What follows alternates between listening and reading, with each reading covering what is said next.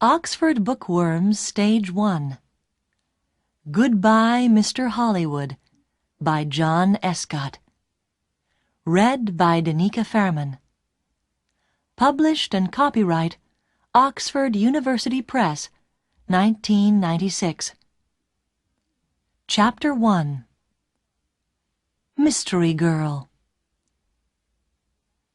It all began on a beautiful spring morning in a village called Whistler in Canada.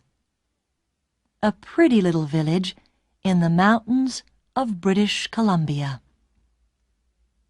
There was a cafe in the village with tables outside, and at one of these tables sat a young man. He finished his breakfast, drank his coffee, looked up into the blue sky, and felt the warm sun on his face. Nick Lortz was a happy man. The waiter came up to his table. "More coffee?" he asked. "Yeah, great," said Nick. He gave the waiter his coffee cup. The waiter looked at the camera on the table. "On vacation?" he said. "Where are you from?" "San Francisco," Nick said. He laughed. "But I'm not on vacation. I'm working. I'm a travel writer, and I'm doing a book on mountains in North America. I've got some great pictures of your mountain." The two men looked up at Whistler Mountain behind the village. It looked very beautiful in the morning sun.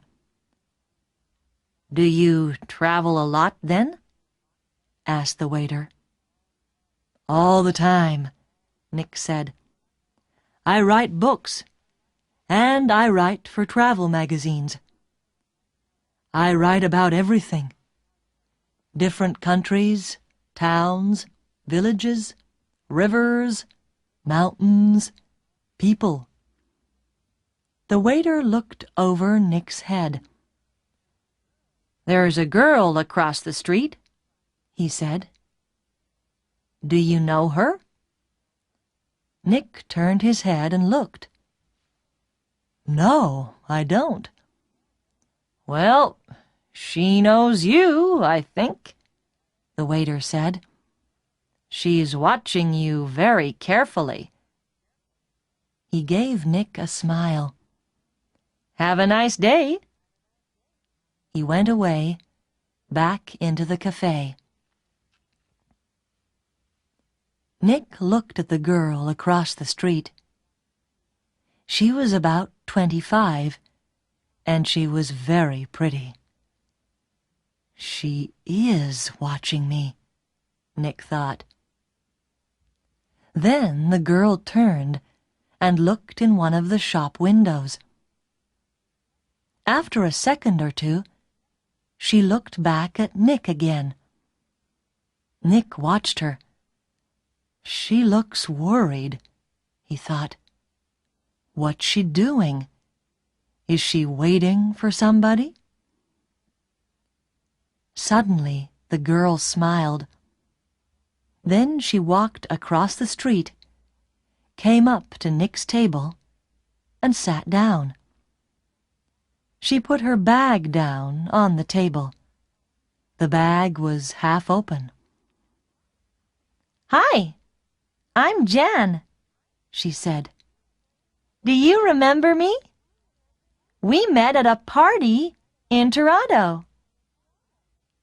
"Hi, Jan," said Nick. He smiled. "I'm Nick, but we didn't meet at a party in Toronto.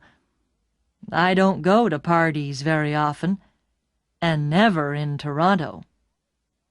"Oh," the girl said, but she didn't get up or move away. "Have some coffee," said Nick. The story about the party in Toronto wasn't true. but it was a beautiful morning, and she was a pretty girl. Maybe it was a party in Montreal or New York. The girl laughed. Okay, maybe it was.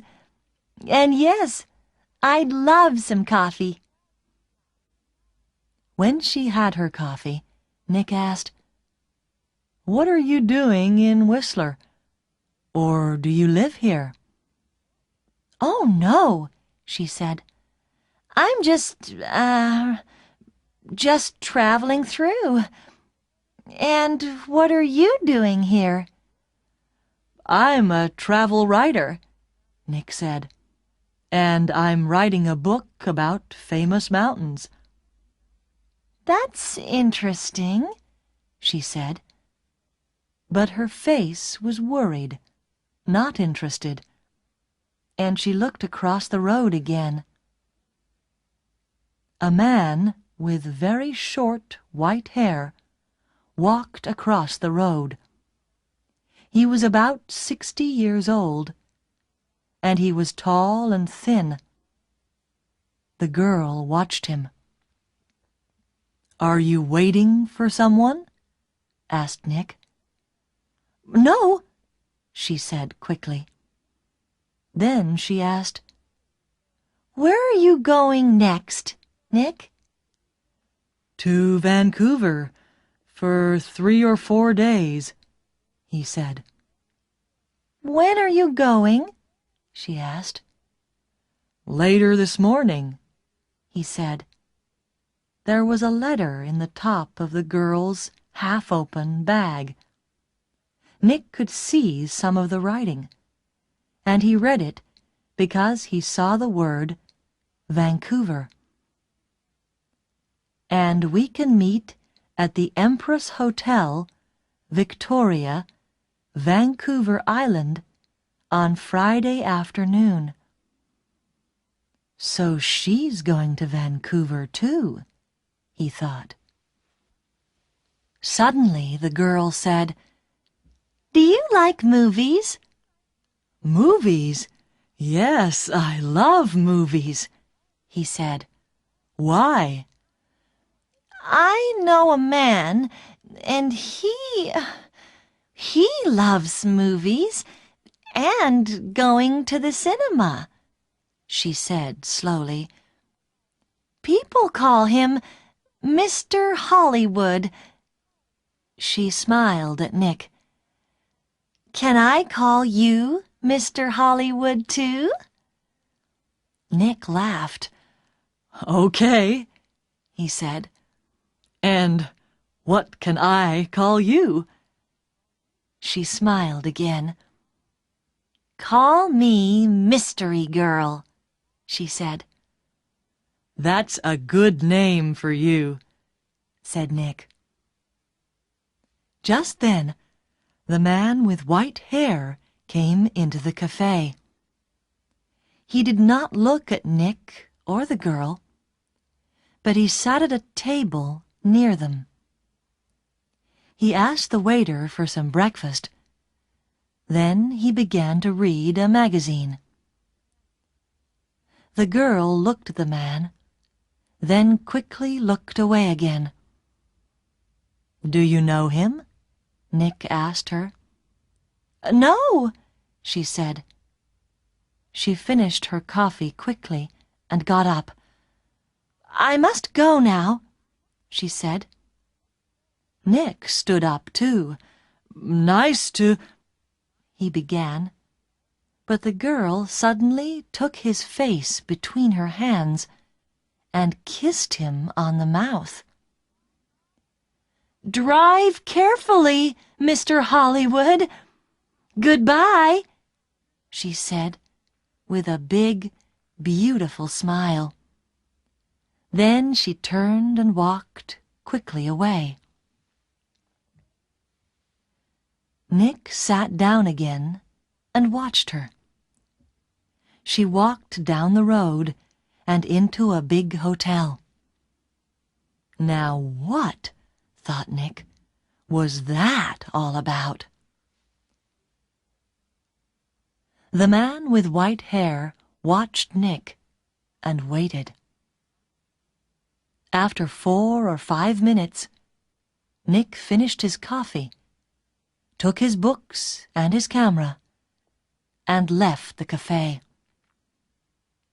His car was just outside the girls' hotel, and he walked slowly along the street to it. The man with white hair waited a second, then quickly followed Nick. From a window high up in the hotel, the girl looked down into the road. She saw Nick and the man with white hair about 50 yards behind him. Nick got into his car, and the man with white hair walked quickly to a red car across the street. 5 seconds later, Nick drove away in his blue car, and the red car began to follow him. When the girl saw this, she smiled, then went to put some things in her travel bag.